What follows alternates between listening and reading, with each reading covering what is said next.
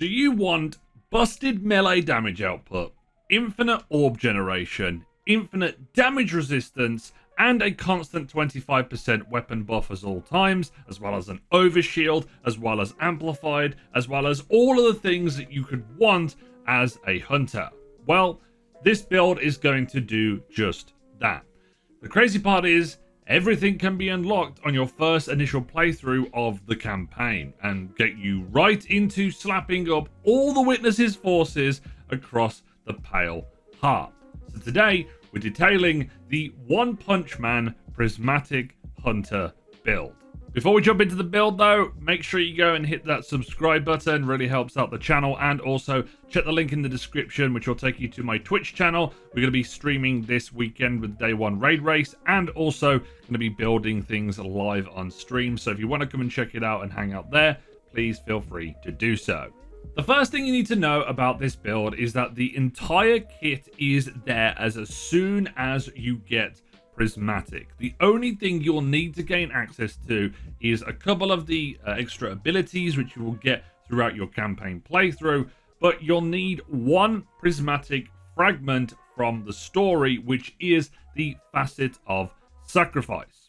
In order to get this fragment, you'll need to go to the final mission of the campaign. Don't worry if you've already missed this, you can actually replay those missions if you go to the Pale Heart Director. And without spoiling it, there is a room where a war beast is perfectly sliced up for our viewing pleasure. And instead of heading to the right, which continues the mission, you're going to take a cheeky left and jump up into this hole in the wall, which gives you access to the prismatic fragment of Facet of Sacrifice. So here we have the Prismatic Hunter, and it's pretty nuts to see how the pieces of this build come together. We're going to go through them one by one and sort you out, but there is going to be a dim link in the description if you want to go and check out all the mods and stuff, but I highly recommend you stay here so you can kind of understand how the build works. First of all, Transcendence. Transcendence is going to give us ability regeneration and extra weapon damage, damage resistance. This is going to be awesome on some of the other classes. I don't think Transcendence is that good on Hunters, unfortunately, purely because the Hellfire Spike, you have to kind of be very accurate with the grenade and stick it to things. It's not bad, but I think the other classes have some better grenades available to them. But yeah, I do think that you're going to be using this in tandem with your melee ability, so the more of these you can get out at once, the better. For our aspects, the greatly improved Starless Executioner is the key to this build because it essentially gives us the same as Assassin's Cowl when we are using it with other abilities here.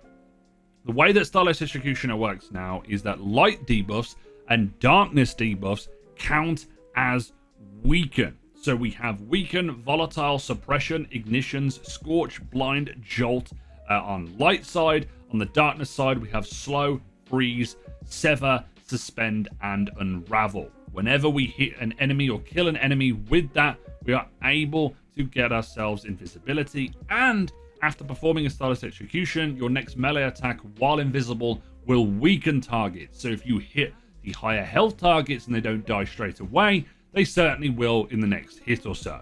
Then we have Winter's Shroud. Winter's Shroud is going to be our main dodge. This is going to slow enemies around us, which means that we can take advantage of Starless Executioner more often, especially with one of our abilities that we're going to be using in combination. So we always have a debuff on hand, we always have Starless Executioner, so infinite invisibility is the play.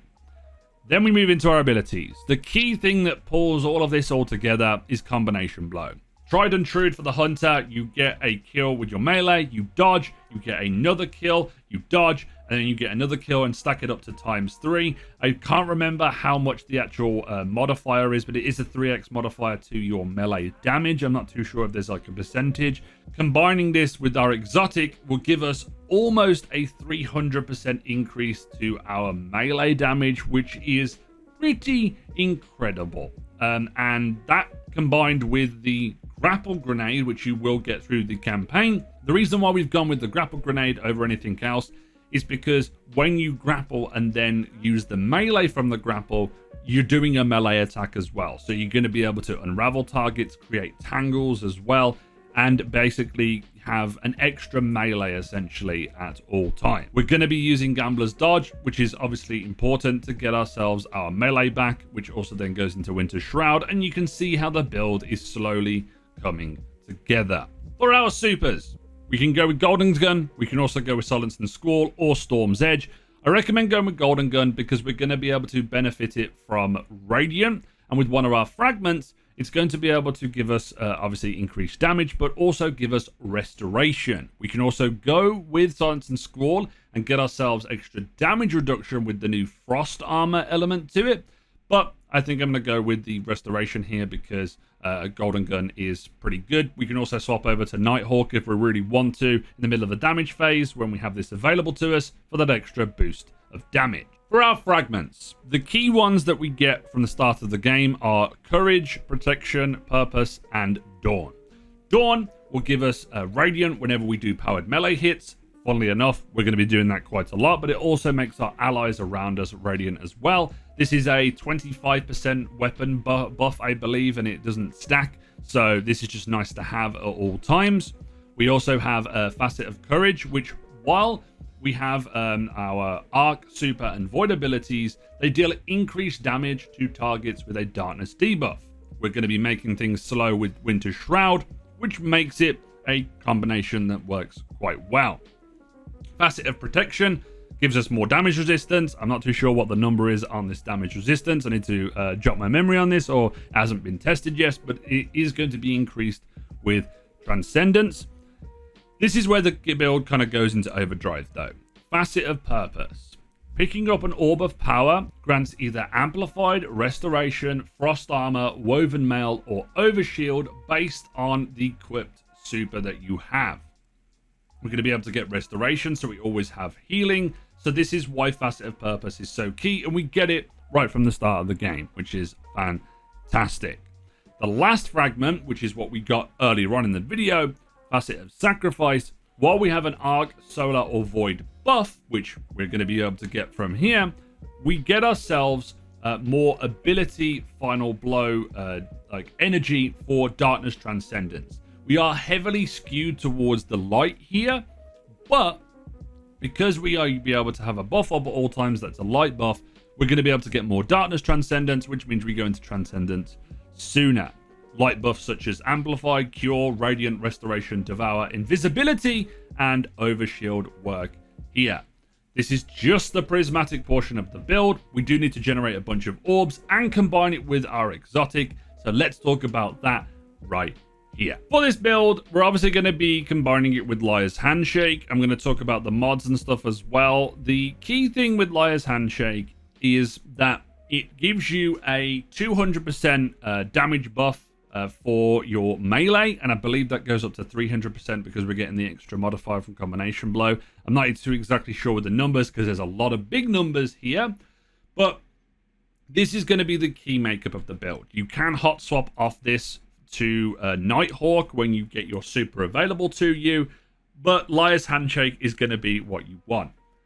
Swordbreaker or any shotgun that has 1-2 punch on it will obviously help, but it does decrease it down to 80% when you do use a 1-2 punch shotgun. So arguably use that if you want to get some extra damage out, but mainly you'll be using Liar's Handshake's punches to generate more of your damage. For the mods, you can take a screenshot right here. The 3 mods that are kind of mandatory here are going to be Heavy-Handed, your Powerful Attraction, and then also Hands-On. Heavy-Handed essentially will give you a Orb of Power when you get a melee final blow. A powered melee final blow, I should say. You have 3 of them, increases the potency of the orb that you generate, but it also reduces the cooldown down to, I think it's like 1 or 2 seconds when you use this, which means that you're going to be generating orbs on every kill, pretty much. That also works in tandem with hands-on, because you're going to gain bonus super energy. More orbs, more super energy. You see how the loop kind of works. And then we also have powerful attraction, because we're going to be generating orbs around us. When we dodge, we suck all those orbs into our character, which means we're going to be able to get things and not have to run around and pick them up. For other mods here, we've doubled up on hands-on, so we get more of them. You can maybe put ashes to assets on as well.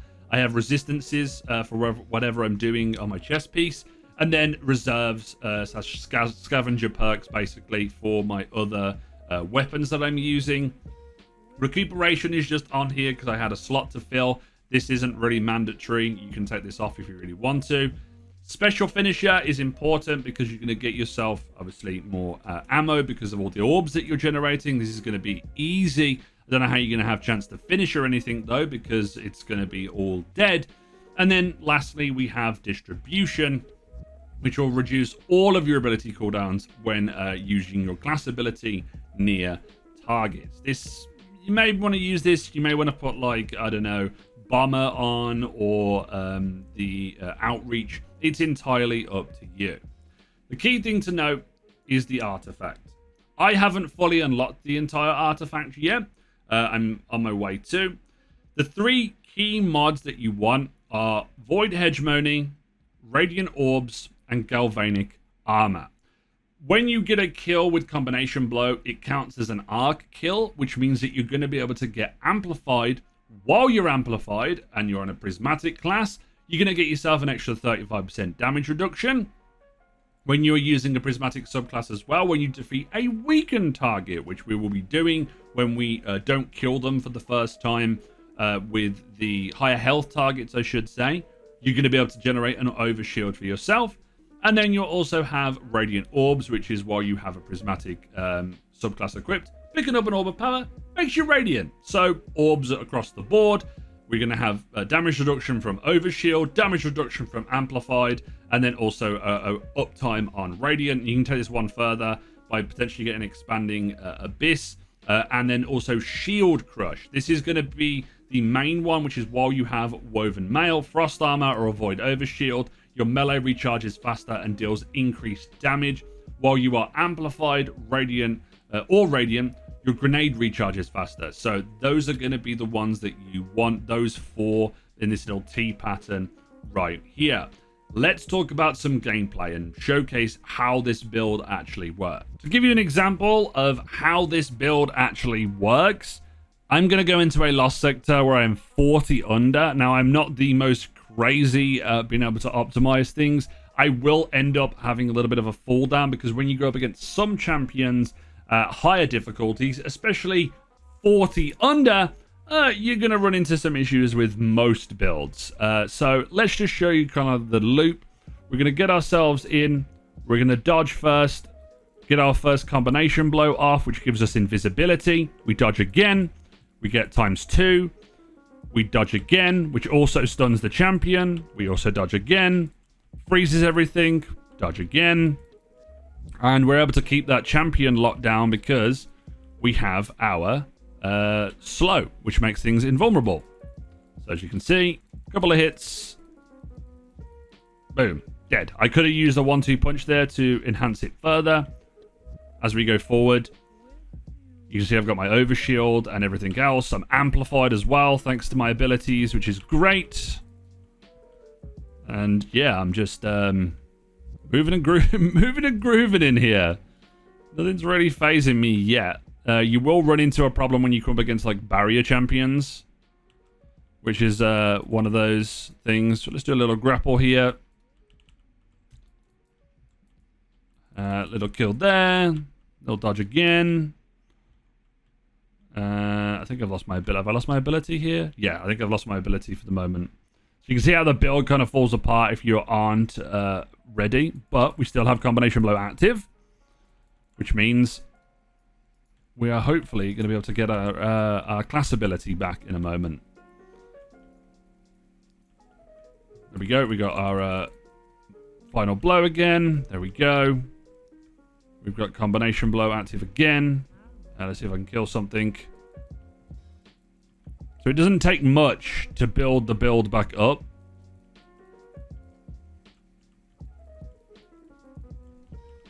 Easy combinations. It just becomes such a fun loop, and I love it. I can't get enough of it. See, this is where the barrier champion's going to come in. Now, if I can freeze the barrier champion enough, Now, that's where the barrier is going to come in. And the only real way I'm going to kill the barrier champion is if I kill everything else, funnily enough. We can do a bit of Goldie, get rid of that.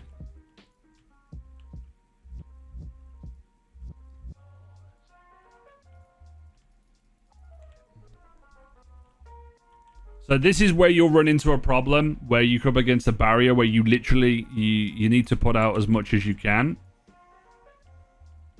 He will probably kill me here, but we have a bit of Transcendence, so we'll put that on him. We'll also do that. Oh, and look at that. We've got a bunch of heavy that we can use to get rid of the barrier champion. I've used no ammo there, literally, apart from that those grenade shots. So I've got full ammo.